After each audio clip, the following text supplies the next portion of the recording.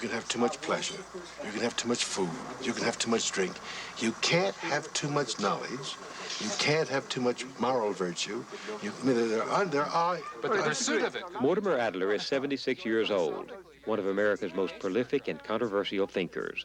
Years ago, he was a founding father of the Great Books programs, and he is still passionately committed to making people think. I'm not derogating passion. I'm only saying that passion is an indispensable motive power that must be controlled. I mean, imagine having a motive that's out of control. The glory of man is his intellect. The perfection of the intellect is the highest thing you can achieve. But the moral virtue is indispensable to doing that. Adler's first love is adult education, and for 25 years he has been leading seminars at the Aspen Institute for Humanistic Studies, provoking the people who come here to wrestle with ideas of philosophy, education, economics, and ethics, all subjects he has written about. This bag is a list of all the authors contained in the great treasury of Western thought. His most recent book is called Aristotle for Everybody, or Difficult Thought Made Easy. I came to Aspen to ask him about this audacious assumption. Let's start with, as your friend Aristotle would say, first things. Indeed. Why philosophy? By your own admission, philosophy bakes no cakes and builds no bridges. Why philosophy? Because philosophy is concerned with the basic ideas that everyone must use to understand the world in which we live, nature and man and society. Philosophy, as I properly conceived, is the study of ideas and the kind of understanding one gains through applying those ideas to the world about us. The real world, the ordinary world? The ordinary world, the world of ordinary experience, the world that all of us experience. Well, why philosophy then for everybody? Because everybody, I think, has a moral obligation to make the best use of his mind, and simply knowing is not enough. Aristotle, and you do want an Aristotelian answer to the question, don't you? Well, I'm not sure where Aristotle ends and Adler begins. So treat them as continuous for the time being.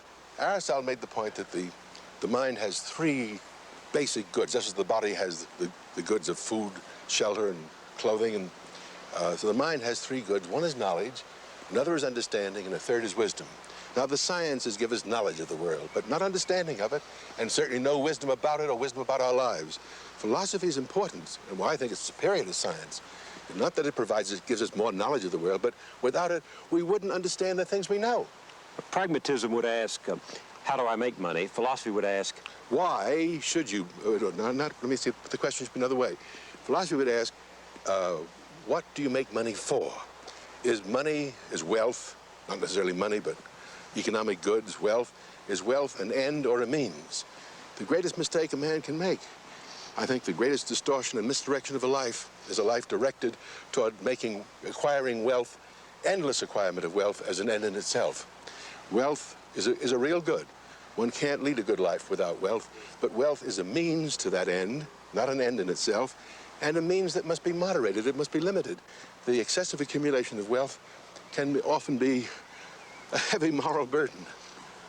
But is it fair to ask people who are caught up in the mere business of living and of making a living to think beyond the daily criterion of life to the larger question of, okay, what's the end of all this? Yeah, well, that's why I think the Greeks, the Athenians, gave Socrates the hemlock. Philosophers ask those difficult questions that most men don't ask themselves, and that many men don't want to have asked because it's disturbing. Philosophers are disturbers of the peace of mind that people like to have by not asking themselves questions about their lives, questions about the world in which they live. And all these questions are questions that require the mind to enlighten itself, to gain understanding of the world. And most of us in the modern world are curious, I don't understand this really myself, are content with knowledge, with information, and with not trying to understand what we know. And that's philosophy's main contribution. For everyone? For everyone. Well, why Aristotle then? Aristotle, of all the philosophers in the whole Western tradition from the 5th century BC down to the present day, is the eminently common sense philosopher. A man whose wisdom is based upon the common experience that we all share and have. There is no other philosopher in the whole history of Western thought that I would recommend as a guide to wisdom and understanding other than Aristotle. Did he have a corner on the truth? Aristotle? I think so. He did? I think so. Wait a minute. By a corner, I believe that he, in his day, his philosophical works contain, I think, the largest the largest mass of philosophical truth so far accumulated. That was the 4th century BC. I think we've added, in basic human wisdom and basic human understanding, we've added very little to the ancient wisdom of Aristotle.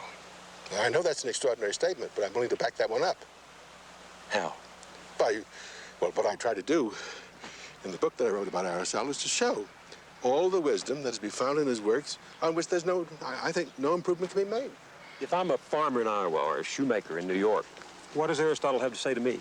Well, he would tell you both, for example. I think the first thing he would say to both of you is that you're artists, which might surprise you. You think you're craftsmen, but he'd call you, each of you, an artist, because the artist is distinguished by the skill he has. And I think the one kind of labor that Aristotle thought was menial and degrading was unskilled labor. Unskilled labor he looks down upon. But there are a lot of unskilled laborers in our society. Unfortunately, and I would say that wherever there are unskilled laborers, machinery should take over. The great advance in automation is removing the need for unskilled labor. But then what happens to the unskilled laborer? We must give them the kind of education that would provide them the skills to do a better sort of work. They're doing the wrong and inferior. Anything a machine can do, human beings should not do. Well, doesn't that get to the heart of the criticism of Aristotle for a modern world, that he really is irrelevant to people caught in circumstances they cannot control? No. It seems to me he's saying to modern society, do whatever you can to remove the need for unskilled labor. And we're doing a great, we've made many advances in this direction. He's making a moral point that's quite relevant. He hasn't solved the economic problem, I admit that, of how to employ the people that are disemployed by technology. But he is saying there's a hierarchy of occupations. The highest are those that use the mind in its fullest. Those which use the body only, as in the case of where men are doing what animals might do or machines might do, is degrading for human beings to engage in. Coal mining should be, for the most part, done by machinery. What do you do with the coal miners, though? Find other walks of life for them, better walks of life. We're talking now about the improvement of human life. But did he say anything or write anything bearing on this modern Yes, point? there's an extraordinary passage, Bill, in the Politics, the first book of the Politics, in which Aristotle expresses the vision of the almost completely automated industry. The words are as follows. The words referring to a Greek situation are as follows. If the shuttle could weave by itself, or the plectrum pluck the lyre without a hand to guide it, then chief workmen would not need assistants nor masters' slaves. And what that, if you understand that passage, is saying, if you had automation, machinery that produced things, you wouldn't have any form of menial labor at all. You do understand, of course, Bill, that I think Aristotle has to be restated in contemporary terms. The Aristotelian texts, if you read them themselves, would, I think, defeat you. They're very difficult, they're very difficult writing, and they're written in language and with imagery that is not contemporary. It's the basic, essential truth that is there that can be restated without any loss of wisdom in contemporary terms. Do you think philosophy is taught this way in college today? No, unfortunately. Philosophy has become a highly technical form of scholarship, highly specialized, almost as specialized and technical as logic and mathematics. It is not taught as an understanding of the great ideas. It is not taught as a pursuit of wisdom. And as a matter of fact, the clearest example of what I'm saying is that most professors of philosophy today write their articles and books only for the eyes of other professional philosophers. I think I'm almost alone of my generation who tries to write books, philosophical books, intended for the general public, because I think that's what philosophy is intended for. Is that why you're criticized by professional I think in philosophers? large part it is because I have not been, in their mold, a writer of books that they would read. You write a lot in here about Aristotle's uncommon common sense. How can common sense be uncommon and still be common? What do you mean? I simply mean that Aristotle's philosophy begins with the same kind of common sense that all of us have, based upon our common experience. But because he thought more deeply and more penetratingly about our common experience, he elevates common sense to a higher, deepens it, broadens it, and elevates it. And in that respect, his common sense is uncommon. But do you think most of us can swim that deep or fly that high? Yes, I do. You do? With instruction, not by ourselves. I mean, Aristotle is a master thinker, but he's also a master teacher. And so, since he starts where we start, with common sense, we can, shall I say, with his help, raise our own common sense to that higher level. In Aristotle's view, What is the most important question a human being has to ask? In the practical order, which is the order of action, the most important question a human being has to ask is, what is the goal of my living? What should I aim at in life? How should I live in order to live well as a human being? That, I think. And second to that, what are the conditions under which society fulfills its mission? What is a good society? In other words, the question about a good life and a good society are, in the order of action, the most important questions. Does Aristotle believe there is one answer to that question? A good life is?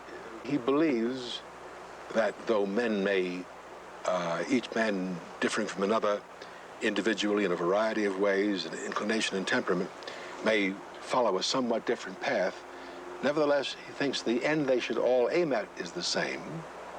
The content of a good life is the same for all. The same? It's the same.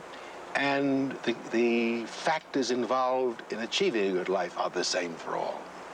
Let me now support those three statements. First, for him, happiness, which is another name for a good life as a whole, consists in a whole life, from birth to death, so lived that a person accumulates successively in time all the goods, the real goods that a human being should have.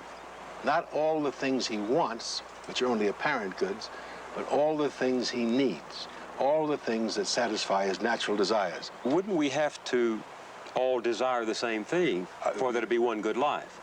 But that is precisely what the doctrine of natural desires says. Not that we consciously desire the same thing. All our wants, your wants, Bill, and my wants are different. The wants of every human being differ from those of others.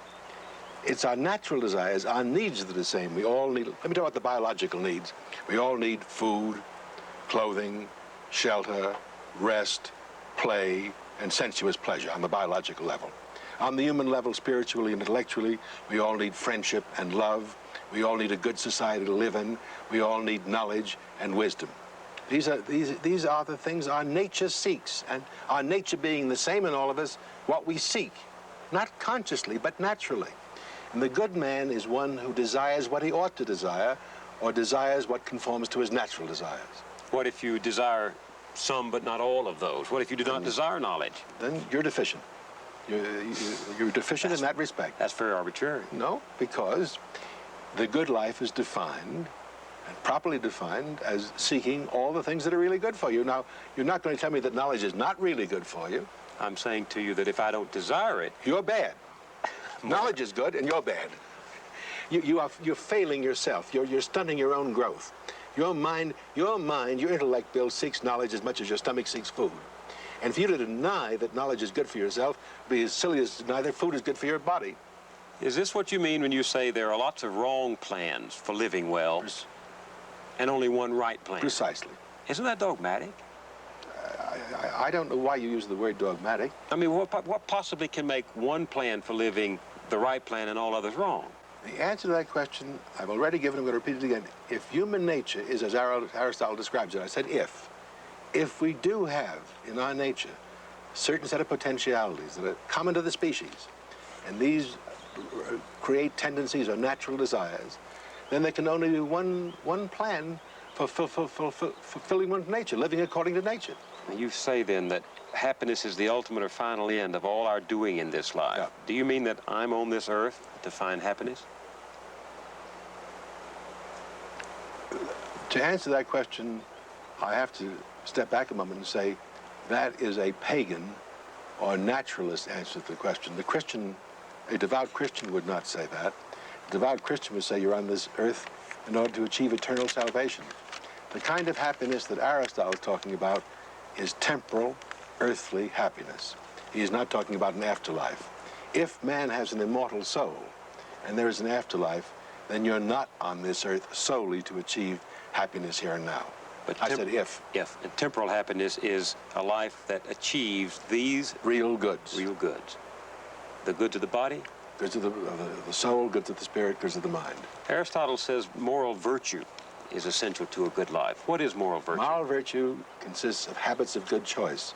Virtue aims at happiness as the end of life and is the habit of choosing the right means to it, choosing real goods and avoiding apparent goods. Make that more specific for us. Let me take Let me take the most obvious virtue, temperance. Temperance consists in the habit, the settled, firm disposition of forsaking, avoiding, giving up certain very seductive pleasures that tempt you here and now. More food, more drink, more play, more sleep. All things human beings tend to, in order to achieve remote and difficult goods that would be interfered with if you played too much, slept too much, drank too much, ate too much. Temperance is a habit of modifying your bodily desires.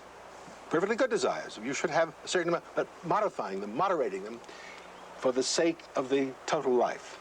So, to be virtuous, I have to be temperate in the choices before me. That's right. You have to be courageous and just. The three cardinal virtues are temperance, fortitude of courage, and justice. What is courage? Well, courage is the very opposite of temperance. Temperance is resisting seductive pleasures for the sake of a greater good, and courage is taking, willingly undergoing, suffering pains and hardships for the sake of a greater good. Give me an example. Well, the soldier on the battlefield, the most obvious example, but I prefer the example of a good student. The good student, studying is hard. Studying is very hard. It's painful. And the person who lacks courage shirks the hard work of study. But the good student has the virtue of courage, of fortitude, bears up under the pain of long hours of study. So he has courage. That's right. Without temperance and courage, one doesn't pursue one's studies well. What is justice? Oh, that's a virtue in a totally different direction. Temperance and courage are self-regarding virtues. They are virtues that order my life with respect to my own happiness. Justice is the virtue which orders my life with respect to the good of everybody else in the society. In fact, the most difficult question raised is, I can see why I should be temperate and why I should be courageous, because if I'm not, I may not lead a good life myself. I may not achieve my own happiness. But why should I be just when justice is concerned with your good and the good of society? That's a hard question. What's the answer? You're making difficult thought easy. The answer is that justice, temperance, and courage are not three distinct virtues. They are all aspects of virtue. Virtue is one. Hence, you've got to say that a man cannot be a good man, a virtuous man in his own private life without at the same time being virtuous in his public life. And the reason for that is virtue aims at the end. If you're aiming at the right end, which courage and temperance says you are doing, you can't aim at the wrong end by injustice. There's only one end. You're either aiming at the right end, in which case you have all virtue, or you're aiming at the wrong end, in which case you have no virtue. That was the most difficult lesson for me to learn from Aristotle. I used to think, oh, well, I was temperate but not courageous, or I was courageous but not just. He had some virtues and some vices. Aristotle says, no. You either have all virtue or no virtue. That's why there are probably so few people who are virtuous. Doesn't the fact that we all fall so far short of what Aristotle says is a good or virtuous lot, doesn't that make him largely irrelevant? No. Because, if I may now use the closing line of Spinoza's Ethics, all things noble are as difficult as they are rare. At the Aspen Institute for Humanistic Studies, Mortimer Adler has found a compatible forum for his conviction that adults ought never to stop learning. He's become as much a fixture at the Institute as the mountains around it. The Institute's technique is to bring together a variety of people to challenge and confront their ideas in an intellectual free-for-all. At Adler's discussion of Aristotle, the participants include America's current ambassador to Italy, the chairman of a large corporation, the president of the Aspen Institute itself, a writer and a poet, a professor of history, a professor of criminal justice, a journalist from South America, a doctor, a graduate student in architecture, a scholar of law, and an emeritus executive of the British Broadcasting Corporation. Slater? In many people's judgment, one of the breakdowns of contemporary morals and politics is the attempt to get in the short run at the expense of the long run, whether it's an elected official who's thinking only of the next election, or a businessman who's only thinking of the bottom line in the next period, or the people who would ignore the environment or things for the future. Could you elaborate a little bit on what you or Aristotle would think about the question of notions of the future, the long term, who speaks for the conscience of the future. I think, by the way, you can treat Aristotle and me for the purpose of this discussion as Siamese twins. Aristotle's concern is that the person who is trying to lead a good life, trying to achieve a good life for himself, must think about his life as a whole and not about immediate pleasures and pains today, tomorrow, and the next day. In fact, I think the essence of moral virtue, as Aristotle conceives it, is always sacrificing the immediate apparent goods for the long-term real goods. In that sense, the long-term point of view is the fundamental moral point of view, and the short-term point of view is not. Does it really go as far as that? I mean, it's going very far, isn't it, to think you've got to think of your life as a whole. There's another great precept that says that sufficient unto the day is the evil thereof. It's not Aristotle's, God knows, but nevertheless, the notion of having a total plan of operations does seem a bit thick on behalf of your Siamese twin. No, I don't think so. So you, because when you are making a film, you've got to think about before you start, you've got to think about the film as a whole. Now, in any of the performing arts, whether it be a concert, a great symphony concert, or a ballet, or the making of a film, or the writing of a book, in any art that takes time, and life takes time, you have to think about the whole, though the whole is never achieved at any time. I think the hardest message here is that for Aristotle, the end is not a terminal end, which is very hard for people to understand, but a normative end. But you don't think of the end all the time. You think most of the people, part I agree with you. If you're an actor, you're speaking your lines in Act 2. You're not concerned with Act 3. But the director has to think of the whole. I do think the long-term point of view is required if you take Aristotle seriously as meaning that the end that one should be aiming at is a good life as a whole. I know that Aristotle isn't saying that to be cheerful and to be contented and to be tranquil and to be satisfied in your wants is a perfect situation. On the other hand, there must be something between that and talking about a man when he's dead as having been blessed. There is a condition of life that I have personally seen in people which I regard as profoundly enviable, to which I'm prepared to give some name. Serenity, I don't mind what. May I? Yes, fulfillment is such a word. St. Augustine, in a little treatise on happiness, I think not only sums up the Aristotelian insight, but adds a very good point to it. He says, phrases exactly this: happy is the man who has everything he desires, provided he desire nothing amiss. Virtue is the habit of not desiring anything amiss or desiring aright. So Aristotle would say that in the course, if a man in midstream has the moral virtues, I have to add one more point, he is likely, when he's finished living, to have lived a good life, if he is also blessed by good fortune. The most extraordinary thing about Aristotle is that he's the only moral philosopher in the whole of Western thought who recognized that a life can be ruined by bad fortune. I like that. The virtue is not enough. Yeah. Virtue is an indispensable but not a sufficient, necessary but not a sufficient condition. That's right. The most virtuous man can lead a miserable life because he's beset by all kinds of bad fortune. And that double insight explains the relation of society to happiness. Without that, you wouldn't understand, I think, any of the reasons why you had to have a good society. Were Aristotle here, would he find this to be a good or a bad society? I don't know that. Could I ask you, you asked the question, you probably had an answer in mind. What answer would you give? If you mean if... Yes, if you were Aristotle. Anyone could be Aristotle today. You be Aristotle now. I suspect that Aristotle wouldn't know what's wrong, you see. I tend to disagree with you in your claim that he is as pertinent to our day as you are. I think that he probably wouldn't understand what the hell is going on. I think you probably have an idea. When, in the history of culture, people lost the way and ceased to be able to find the road to happiness or something of this sort, but I doubt that Aristotle would understand. May I say, I take a different view of that, Mr. Allen. In no society is the majority of human beings virtuous.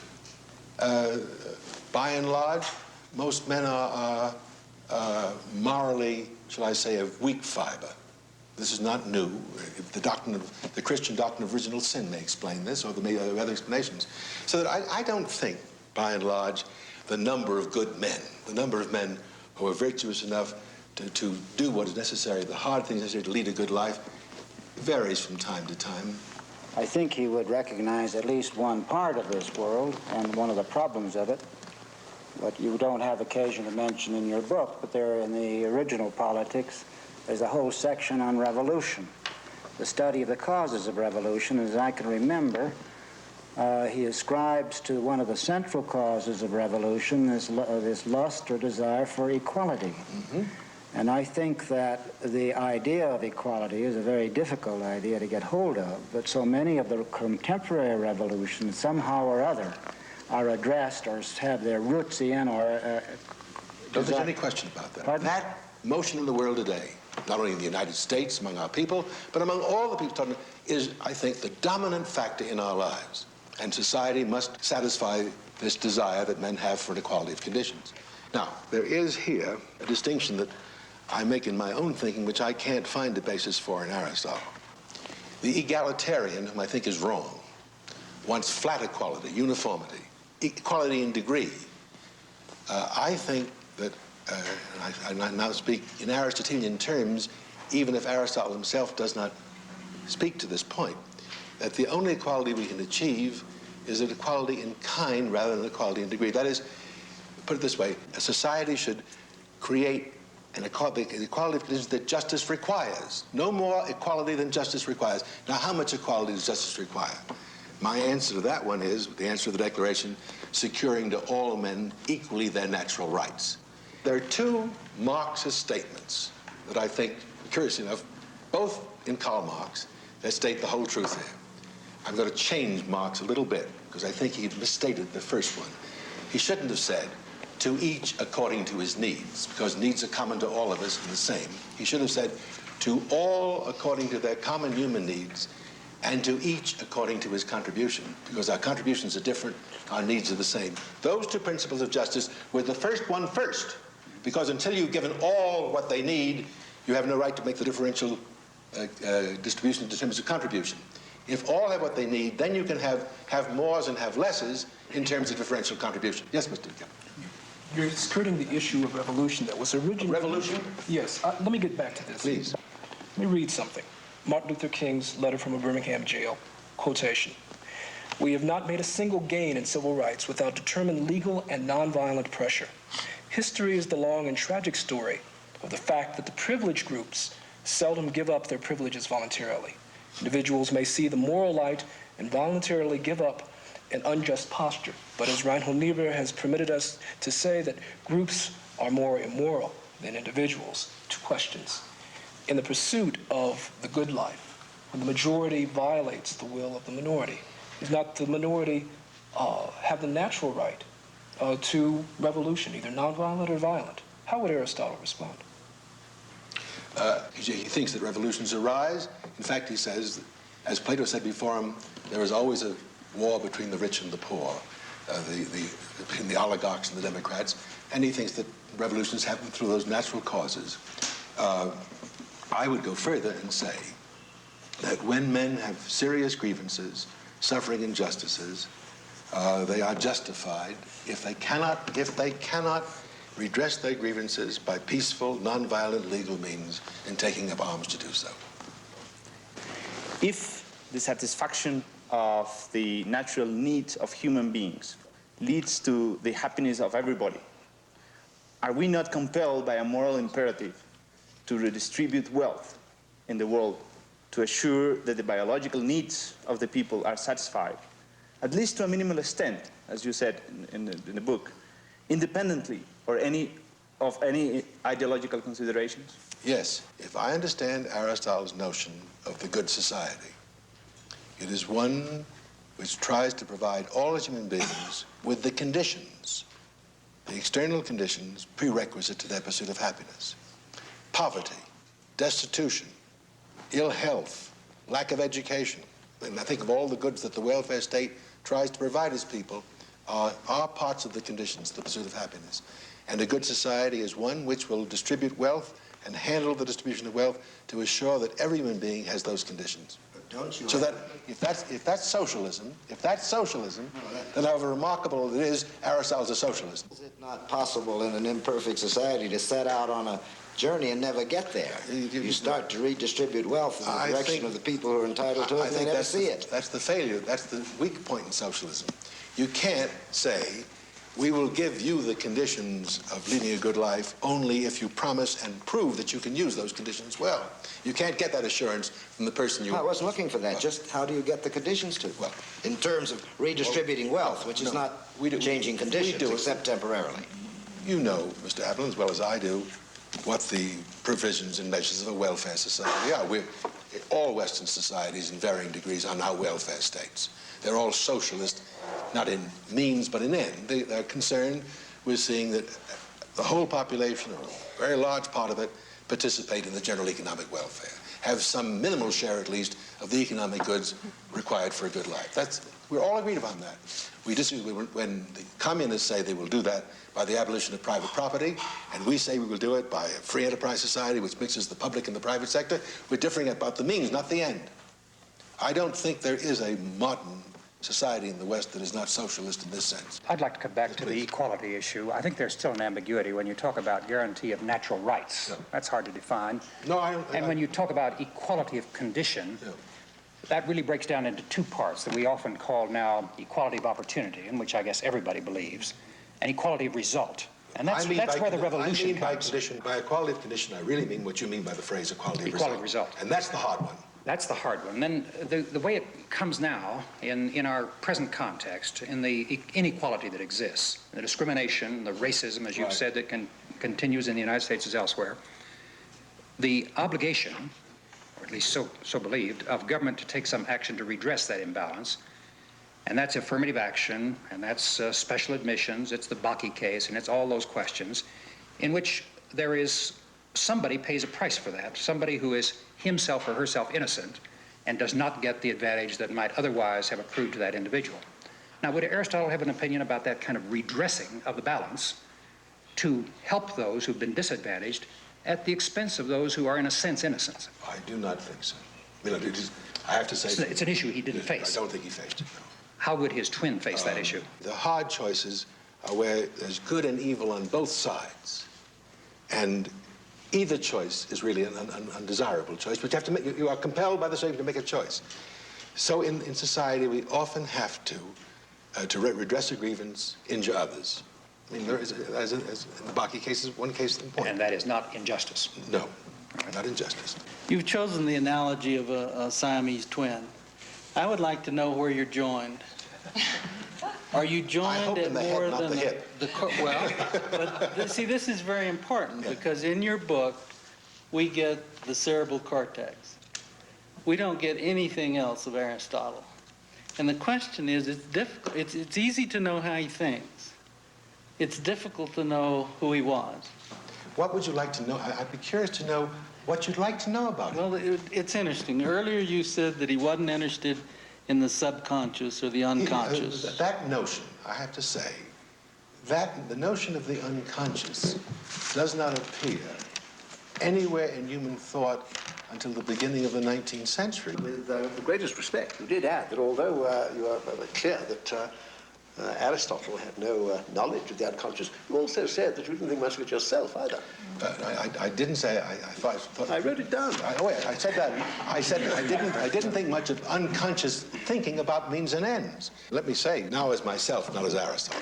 I make a very definite effort to leave a certain amount of time every day idle, awake, but purposeless and doing nothing, in order to let my unconscious pop out.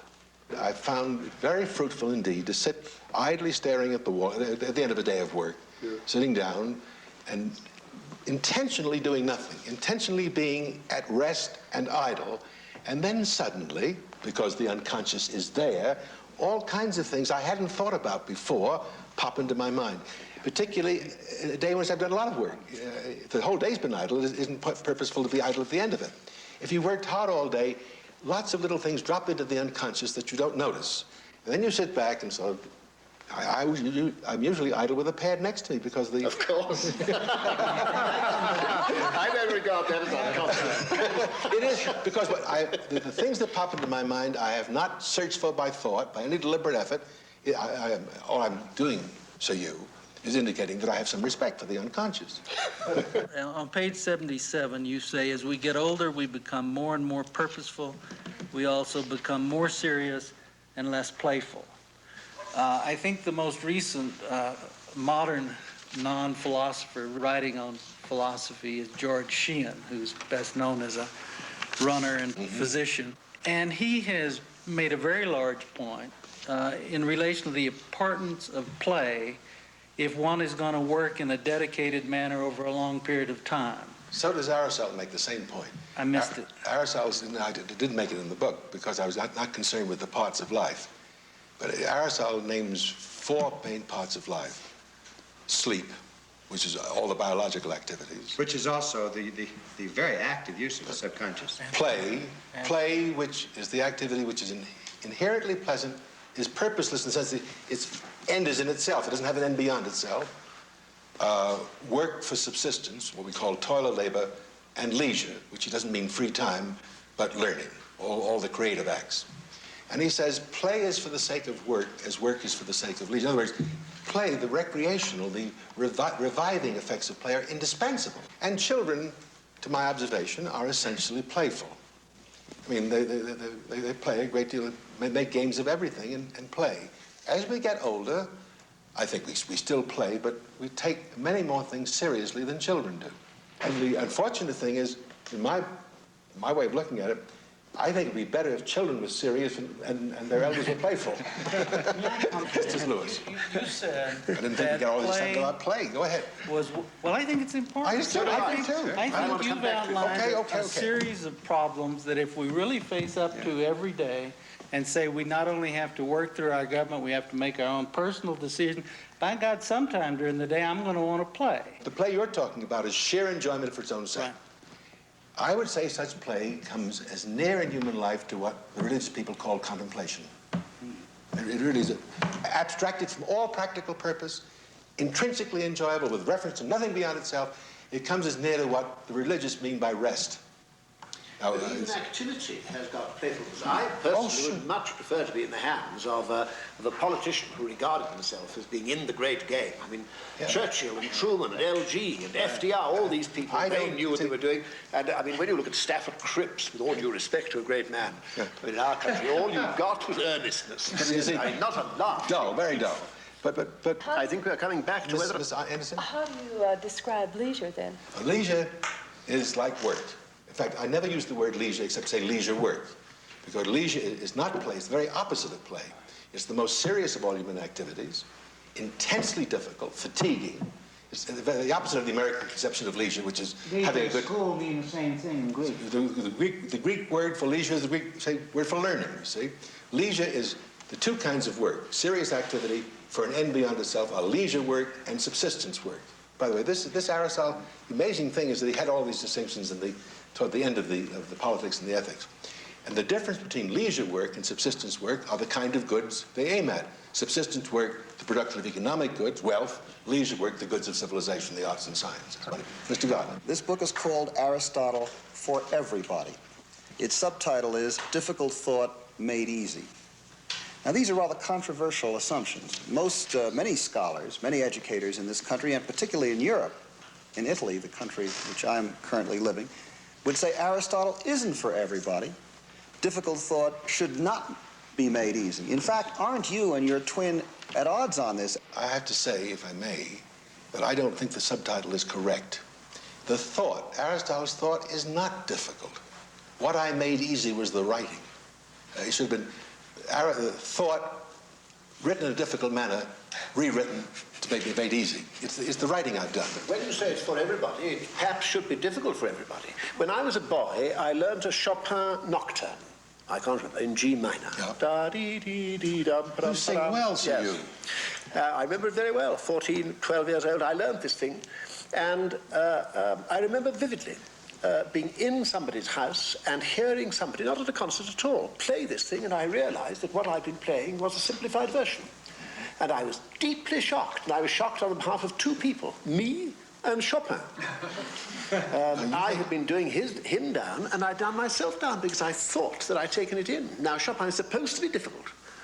And although the language may be part of the thing, Aristotle is supposed to be difficult too. I speak as one of Mr. Gardner's Europeans. I think, curiously enough, if I compare Aristotle with either his own ancient Greek colleague, Plato, or with any modern philosopher, let's say Kant or Hegel, he is very much easier to understand. Would 215 million Americans really, would their lives be enriched? Would they be more virtuous? Would they approach excellence if they read this?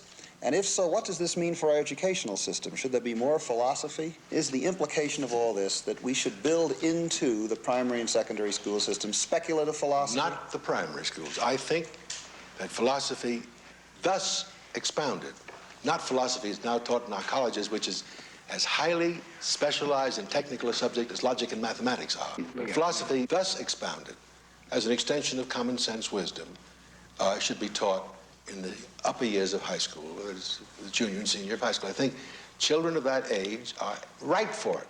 So I think I'd answer your question by saying this belongs in the high school curriculum. Mr. Adler. Well, I think the point lies elsewhere. The most impressive thing in the book, to me, was the inference, and I think I have it correctly, that thinking is a skill.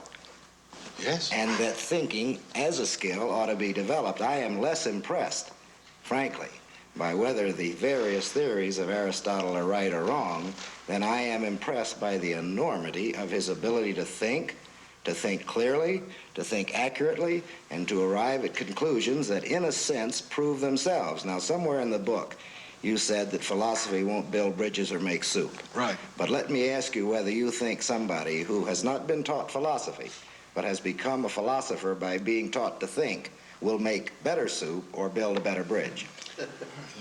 No. I don't. Let me say. I do. No, but let me say why not. I disagree with both of you. I think the difference between the application of science and the application of philosophy is profound point.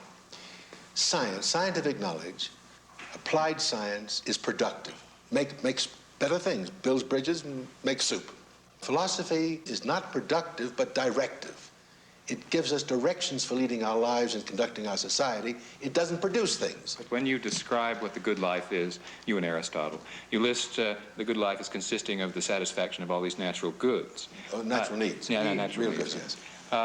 Is it not true, though, that the intellectual need is the most important, and that the emotional needs are, in your opinion and Aristotle's, less important for the fulfilled life? I don't think so, though I think Aristotle would say that the intellect is man's highest power, and therefore the thing most to be perfected. I would say that he regarded love and friendship, which are on the level of the emotions, as a good of equal importance to knowledge and understanding. I think it would be difficult in terms of the amount of time consumed to have a large number of very close friends, because I think friendship is a very taxing and arduous form of leisure work. I really think friendship, cultivating friends and being friends is not easy. You can't have a lot of very close friends, but I think he would never say you could have too many friends.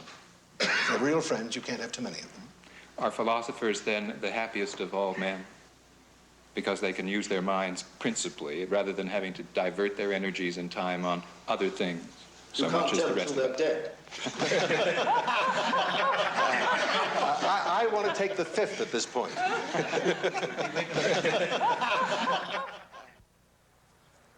Is happiness the same thing as contentment? Well, as most people in the modern, and especially in the contemporary world, use the word happiness, it's a synonym for contentment. But as Aristotle uses the term happiness, having the meaning whole, good human life, it is the very opposite of contentment. For contentment is a psychological term. A man is contented today if he has what he wants, his desires, his particular desires are satisfied. Tomorrow he may be discontented for lacking something that he wants. And so one can shift from time to time from being contented or discontented. But if he's happy? You see, contentment and discontentment are experienced. But a whole good life, happiness now in the sense of a whole good life, is never experienced because you never experience it at any one moment in your life. Contentment and discontent are psychological terms. But Happiness is an ethical, purely ethical term. Say that again. Happiness is a purely ethical term, has no psychological connotations at all, as contentment and discontent have. You can experience the one, you can't experience the other. But that's contrary to what most people mean by happiness. Wait a minute, you can't experience happiness? No. The point is that in the course of a good life, there are many moments of real contentment, and there's no exclusion of good times and pleasure and joy. Those are essential parts of happiness, but parts of it, not the whole. The great error is the people who confuse having a good time with leading a good life. A good life contains many moments of good time, but the playboy who is out to have a good time all the time is a fellow on the wrong road. He's not going to have a happy life. In other words, you can have good times and bad times and still have a good life, precisely. In fact, I would say that on this earth, human beings being as they are, there is no one who has a good life that isn't also a life filled with good times and bad times. Whose obligation is it to provide the real good all of us need? The individual has the obligation to do everything he can to acquire them for himself. That's his job in pursuing happiness. But when he's hindered, hampered, impeded by the accidents of misfortune, then organized society must step in and help him do what he can't do for himself. Abraham Lincoln said, and I think it sums the thing up, society, the government should do for the people what they can't do for themselves. For all of us, for society to organize to help those who are unable to help themselves assumes a certain virtue that appears often to be lacking. No question about that. The good society is probably as rare as the good life. I mean, there are both, in most cases, most we have are approximations to it. I would say, by the way, that America, the United States in the 20th century, is a closer approximation to a good society with all its faults than any society there's ever existed before. Why? Because I think it's making an effort to do what it can to provide a very large number of people, if not all, a very large proportion of the population with the external conditions they need to lead good lives. I find, Mortimer, that I think I need beauty for happiness. Mm-hmm. I need these mountains and this blue sky and these streams. What is the role of beauty in Aristotle's and Adler's view of life? Beauty is the highest form of intellectual pleasure. Aristotle makes pleasure one of the real goods, the pleasure of the senses. But the pleasure of the mind, the pleasure we get from apprehending beauty is the highest form of pleasure. Aristotle's greatest disciple, St. Thomas Aquinas, defines beauty, let me do the Latin first, as id quod visum placet, that which pleases us upon being seen. As we look around it, aren't you pleased to see this? Doesn't it please you? Not just your eye, but you're seeing something which is more pleasant than the mere surface colors and shapes. And if I may jump from Aquinas to the Old Testament, at the end of the first chapter of the book of Genesis, God, having finished creating the world, rests, and on the seventh day says, it is good, very good. It is good to behold, and that's what beauty is, that which is good to behold. You bring in the Old Testament and God. What did Aristotle believe about God? Before I answer that question, Bill, let me tell you Aristotle's views about infinity and eternity, because they have a bearing on his conception of God. He thought there could be no actually infinite anything. There could be an actually infinite number of atoms, or an actually infinite physical world, or an actually infinite space, because for him, the actual had to be definite, and the infinite is indefinite. But he did not deny potential infinities, the infinity of addition, such as the endless series of numbers. One forever. Ever. Or the infinity of division, to continue to divide infinitely divisible things. And he thought that time was endless, potentially infinite. Go back to anything you call the first instant, there was an instant earlier than that. Come to any instant you think is the last instant of time, and there's an instant after that. And that's why he thought time was everlasting, and the world was everlastingly in existence and everlastingly in motion. And his conception of God as the prime mover is as the everlasting cause of the everlasting motion of the universe. That is quite different from the Christian conception of God. I don't know what Aristotle would have said to the first sentence in Genesis. In the beginning, because Aristotle would have been startled by that word beginning. In the beginning, God created heaven and earth. It was startled by the word created, because the notion of beginning the world's beginning or the world being created was foreign to him. The Christian conception of God corresponds to the Aristotelian in this sense, where Aristotle thought the everlasting existence of the world needed an everlasting cause of its existence and motion, of its motion particularly, not its existence. The Christian conception of God as creator is as a cause of the being of the world. And the Christian conception is quite compatible with the view that the world always existed, because the creator is required to keep the world in existence at this very moment, to sustain its existence. At any moment of its existence, the creative cause is required for its continued existence. What God do you believe in? You use the word believe, and that's a difficult word, because it means both an act of natural belief and an act of supernatural faith. So that I'm going to have to say, first, that I think the conception of God as the creative cause of the world is a valid conception. And though I'm not sure yet that I will be able, by purely rational steps, to prove God's existence, though I'm going to try to do that, I think the reasoning for the existence of a creative God is so strong that I'm willing to make the leap of faith, of natural faith, not supernatural faith, the leap of belief beyond the evidence. What do you mean? Well, if I could prove God's existence, there'd be no need to say I believe in God. Because what you prove, you don't have to believe. Belief and proof are incompatible.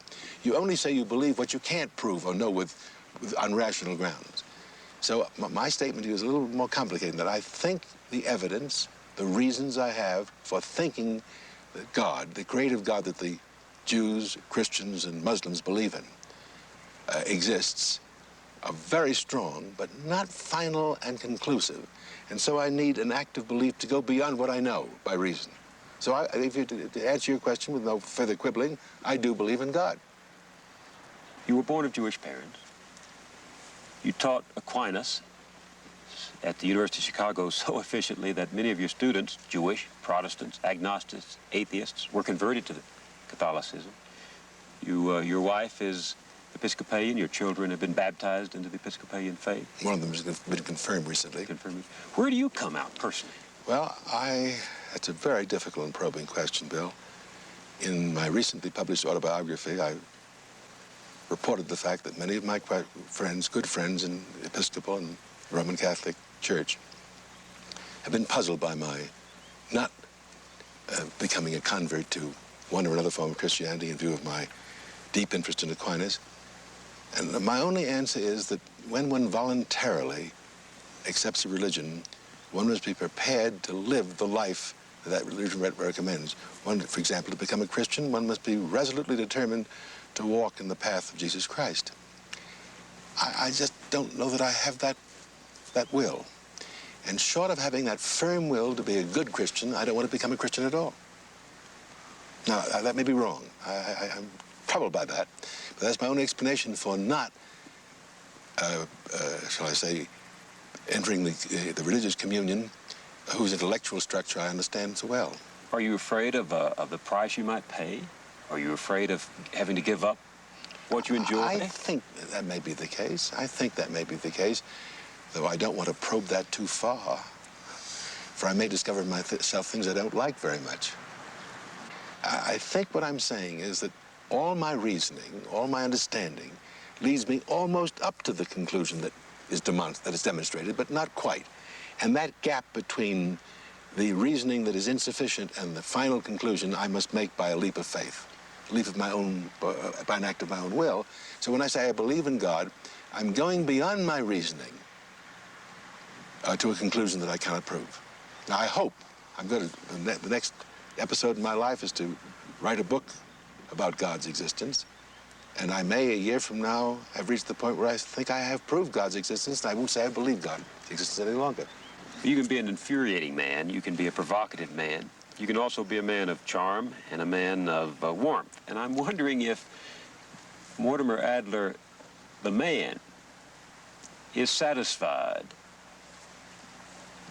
without a warm heart, or a heart that is warmed by belief, by faith, as a commitment instead of just an intellectual exercise? It is warmed by a variety of things, such as good friends, loved ones, a loved wife and loved children. It's warmed by those things. It's warmed by the beauty that we have around us here. It's warmed by the intellectual excitement of discovery and thought. Beyond that, the warmth you're talking about lies, the warmth of the peace of mind that comes with deep religious commitment. You know, let me put it another way. We talked about the seventh day, the creation of the world, the day on which God rested.